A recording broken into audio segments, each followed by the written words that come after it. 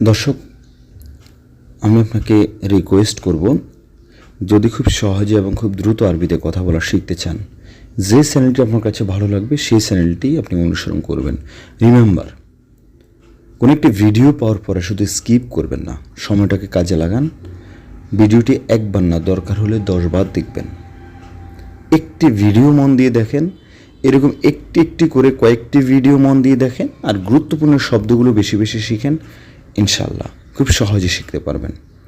Dear learners, welcome back. আসসালামু আলাইকুম। আশা করি স্বস্থানে সকলে অনেক বেশি ভালো আছেন, আলহামদুলিল্লাহ। অনেক বেশি ব্যস্ত আছেন, অনেক বেশি চিন্তিত আরবিতে কথা বলা নিয়ে। আমার সাথে থাকেন, ইনশাল্লাহ খুব সহজে শিখতে পারবেন। আরও সহজে যদি শিখতে চান, ভিডিওর নিচে আমার নাম্বার দেওয়া আছে, আমার সাথে কন্ট্যাক্ট করবেন এবং হোয়াটসঅ্যাপে ভয়েস পাঠাবেন। আমরা শুরু করতে পারি। ওকে,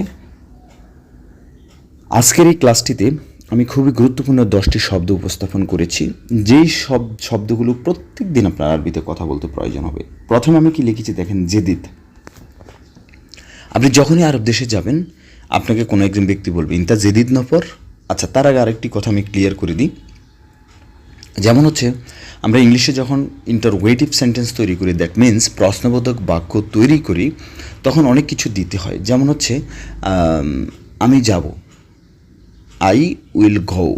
এখানে উইল দিতে হচ্ছে, যাওয়া মানে কি গো, আমি মানে আই, আর উইলটা হচ্ছে মনে করেন গ্রামাটিক্যাল সিস্টেম, একটি হেল্পিং ভার্ব ধরেন। এখন এটাকে যদি আমরা প্রশ্নবোধক করি, দেখেন উইলটাকে আগে নিয়ে আসতে হবে সাবজেক্টের আগে। উইল আই গো, আমি কি যাব, তাই না? উইল ইউ গো, তুমি কি যাবা? আই উইল গো, আমি যাব।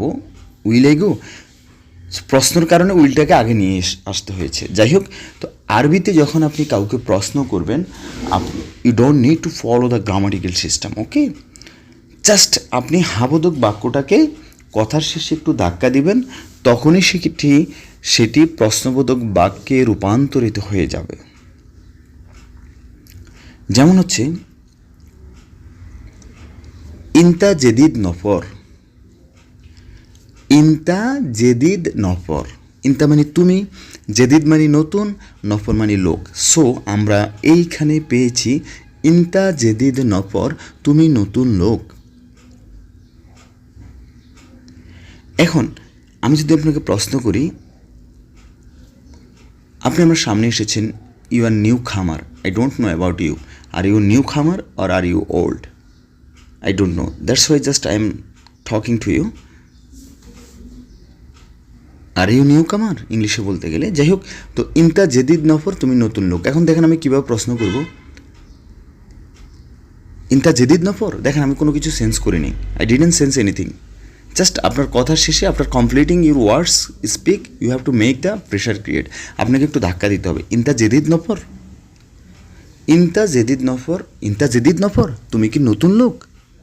তখন উত্তর হয়তো উনি বলবেন, নাম মুদির, নাম সিদি, সিদি মানে স্যার, নাম মুদির, নাম মানে জি, জি মুদির, আনা জেদিদ নফর, আমি নতুন লোক, আনা আমেল, আমি শ্রমিক, আনা ফয়েজ, আমি ফয়েজ।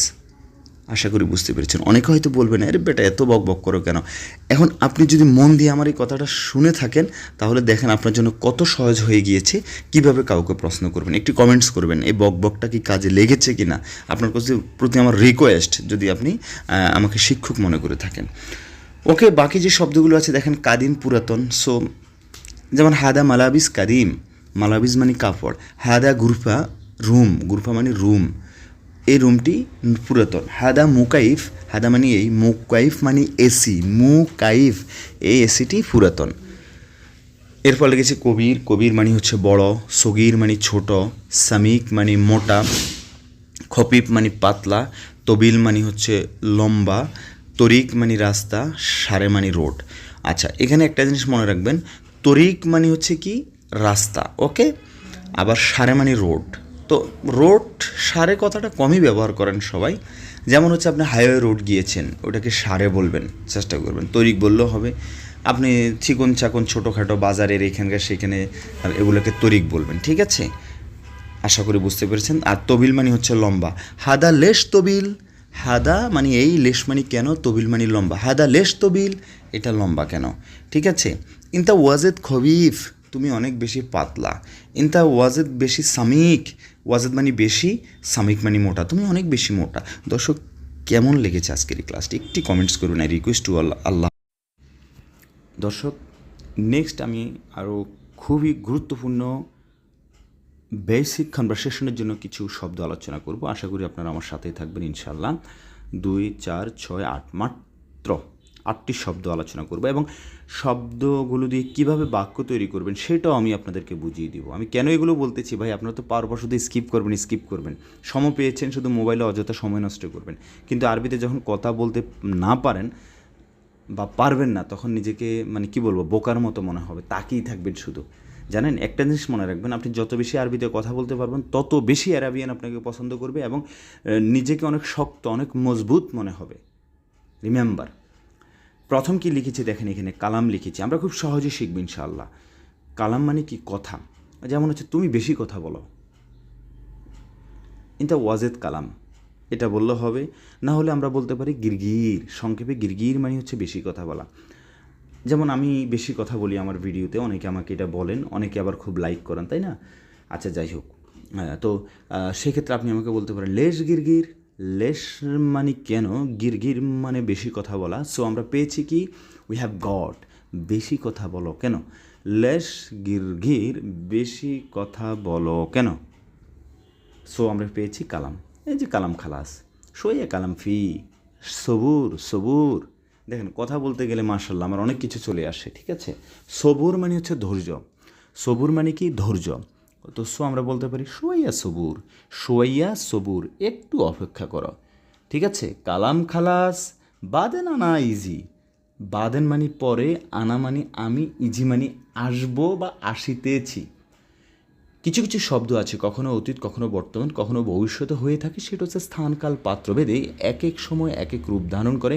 সেটা অবস্থানের পরিপ্রেক্ষিতে যার সাথে কথা বলতেছেন, যার সাথে কথোপকথন করতেছেন, উনিও বুঝতে হবে, উনিও বুঝে নেবেন, আপনিও বুঝে নেবেন, উভয়কে বুঝতে হবে। কালাম খালাস বাদে নানা ইজি। ওকে, এরপর লিখেছি খালাস মানে শেষ। সগল খালাস, কাজ শেষ। আবার আমি যদি প্রশ্ন করি আপনাকে, আপনি কোনো একটি কাজ করতেছেন, আমরা বাংলাতে কি বলি? এই কাজ শেষ হয়েছে, কাজ শেষ, কাজ শেষ হয়েছে। তো এটাকে আমরা কী বলবো? সগল খালাস, সগল খালাস, কাজ শেষ। এরপর লাগেছে লেশ। লেশ মানে কেন, লেশ মানে কেন, লেশ মানে কেন। খারবান, খারবান মানে খারাপ, খারবান মানে কি? খারাপ। অ্যান্ড দেন লিখেছি কি সগল, সগল মানে কাজ।